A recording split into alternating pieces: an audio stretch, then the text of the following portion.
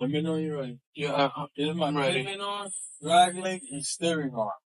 Pivot arm, drag link, and steering arm. Neck properly connected to the gearbox with castle nuts and cotter. Now, inspector, we're going to inspect the suspension system. The function of the suspension system is to support the weight of the vehicle and keep it in proper balance. Inspector, I'm going to start with my spring hanger, spring mount. This is the spring hanger for the front.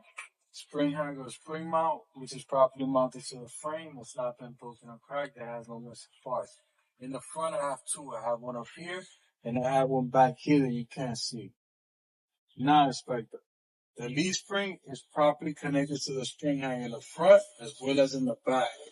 I have no shifting leaves, I have no missing leaves, and I have no broken leaves because in the center, I have two U-bolts which are holding the leaf springs tightly to the axle with proper bushing. Let's see how that works, right? Now, the shock absorber is properly mounted to the frame. It's not been broken or cracked, and it's not leaking. Alright, we're finished with the suspension system. Now, inspector, this is my air compressor.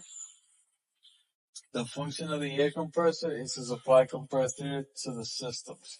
The air compressor is properly mounted to the engine. It's not been broken or cracked, has no missing parts. It's gear driven and it has no audible leaks. Now, coming down this way, we're going to talk about the brake hose and ABS line. The brake hose and ABS. The brake hose always thicker than the ABS line. So the brake hose and ABS line are properly connected to the brake chamber. They're properly clamped. They have no abrasion bulbs or cuts, and they're not leaking.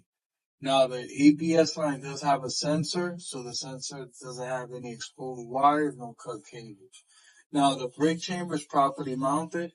It's properly clamped, has no dents, and no audible leaks. The push rod and slack adjuster, are properly connected to the brake chamber. They have no missing parts, and I shouldn't be able to pull on the push rod more than an inch when the brakes are released.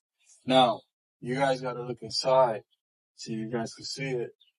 But